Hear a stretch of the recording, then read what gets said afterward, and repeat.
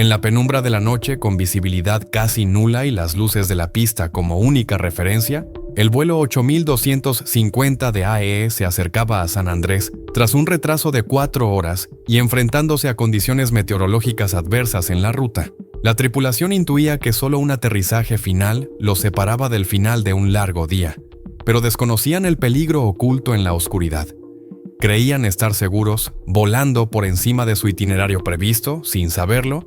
Descendieron demasiado bajo, siendo víctimas de la conocida ilusión del agujero negro, un fenómeno desorientador donde la oscuridad juega malas pasadas incluso a los pilotos más experimentados. La combinación del mal tiempo y esta ilusión los llevó a una trampa mortal, haciéndoles pensar que estaban en curso cuando, en realidad, el desastre estaba a segundos de ocurrir. ¿Podrán los pilotos aterrizar esta aeronave de manera segura o terminará en tragedia en el último instante? Esta es la historia del vuelo 8250 de Iris en la madrugada del 16 de agosto de 2010.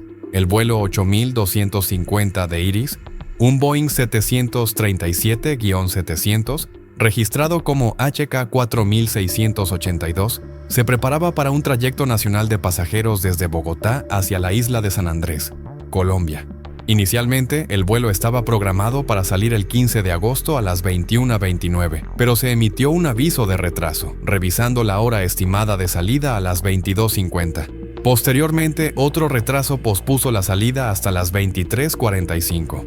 Tras una espera prolongada, 125 pasajeros, una mezcla de turistas y residentes locales, abordaron la aeronave. Entre los pasajeros había ciudadanos colombianos, así como individuos de Estados Unidos, Francia, Brasil, Costa Rica y Alemania.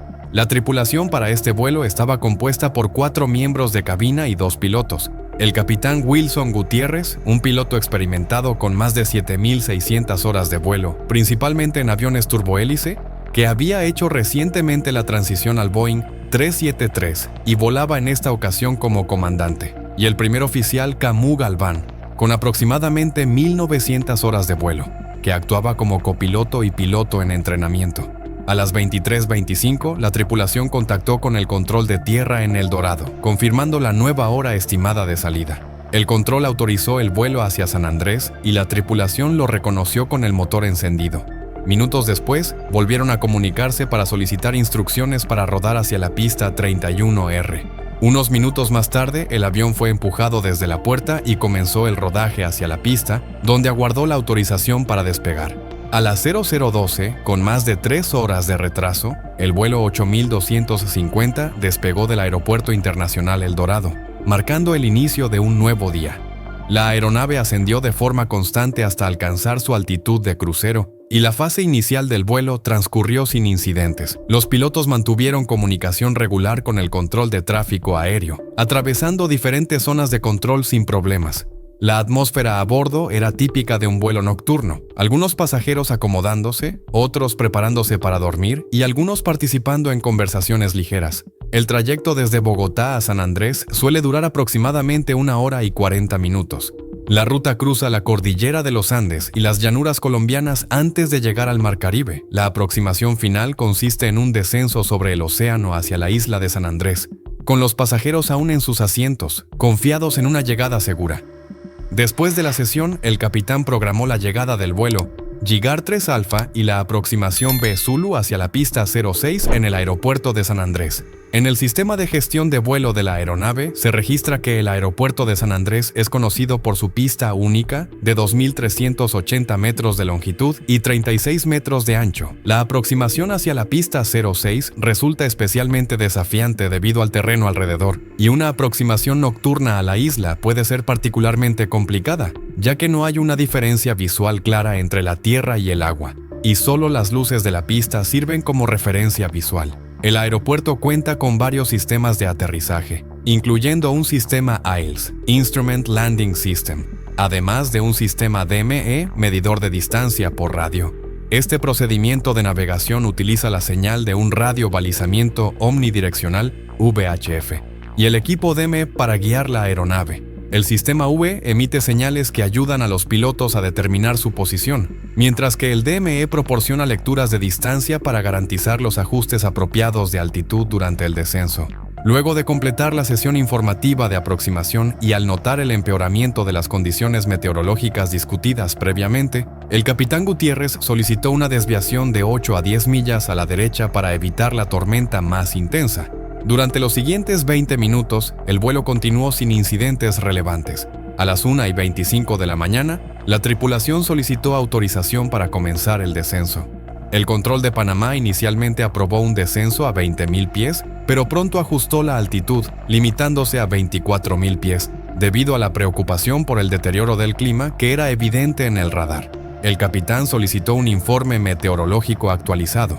La torre informó que la pista 06 estaba en uso, con viento en calma, visibilidad superior a 10 kilómetros, nubes dispersas a 1,500 pies y una temperatura de 30 grados Celsius. También notificó que había condiciones tormentosas cerca del aeropuerto, aunque sin precipitaciones, a 48 millas de San Andrés. El control aéreo de Panamá autorizó a la aeronave a descender más y la entregó al control de San Andrés. Mientras continuaban el descenso, el clima se deterioró considerablemente, provocando un aumento de turbulencia y una creciente inquietud entre los pasajeros y la tripulación de cabina. Los pilotos tranquilizaron a los pasajeros asegurándose que las condiciones mejorarían pronto. Mientras tanto, solicitaron una ruta directa hacia el punto de referencia Yigar desde San Andrés. Se autorizó a la aeronave a descender aún más, hasta los 3,000 pies. Para la aproximación B Zulu a la pista 06, la aproximación comienza en un punto de referencia denominado Yigar, ubicado a 12 millas náuticas de la estación BDME a 3,000 pies. Desde ese punto, la aeronave sigue un rumbo de 0,67 grados, descendiendo en una pendiente del 5,2% hacia el punto de aproximación final, situado a 5,9 millas náuticas de la estación 5 DME a 1,600 pies. En este punto, la aeronave debe estar completamente configurada para aterrizar, con el tren de aterrizaje desplegado, los flaps ajustados y la velocidad estabilizada. Desde allí, el descenso continúa hasta los 600 pies sobre el nivel del mar. Si la pista es visible en ese momento, los pilotos proceden a aterrizar, si no, mantienen la altitud hasta llegar al punto de aproximación llamado MIST, ubicado a 0,9 millas náuticas de la estación BDME. Si aún no la ven en ese momento, los pilotos inician el procedimiento de aproximación por instrumentos. Esta maniobra de aproximación, cuidadosamente coordinada, asegura que la aeronave siga una trayectoria segura y precisa, incluso en condiciones meteorológicas adversas. A las 1:40 de la mañana, solo minutos antes del aterrizaje, el primer oficial bajó el tren de aterrizaje, reactivó el piloto automático y ajustó los flaps en preparación para el toque. Después de informar a la torre y recibir autorización, continuaron con la aproximación a la pista 06. Sin embargo, el clima comenzó a deteriorarse, con vientos de 10 nudos y fuertes lluvias que redujeron la visibilidad a 5 kilómetros. Pocos minutos después, ajustaron los flaps a su configuración final y completaron la lista de verificación de aterrizaje. Como si las condiciones atmosféricas no fueran suficientemente complicadas, la torre informó que la visibilidad se había reducido a 4 kilómetros, con una pista mojada y vientos de 0,40 grados a 8 nudos. Al visualizar la pista, el capitán desactivó el piloto automático y tomó control manual de la aeronave. Sin embargo, debido a la baja visibilidad y las pocas referencias visuales, los pilotos confundieron su altitud, creyendo que estaban más altos de lo que en realidad estaban, lo que provocó que volaran demasiado bajo durante la aproximación. Este error de juicio es típico de una ilusión conocida como la ilusión del agujero negro, una ilusión visual que suele ocurrir durante aproximaciones nocturnas sobre terrenos oscuros. El contraste entre las luces de la pista y la oscuridad del entorno puede engañar a la tripulación, haciendo que piensen que están en la trayectoria correcta, aun cuando las malas condiciones meteorológicas añaden una capa adicional de dificultad.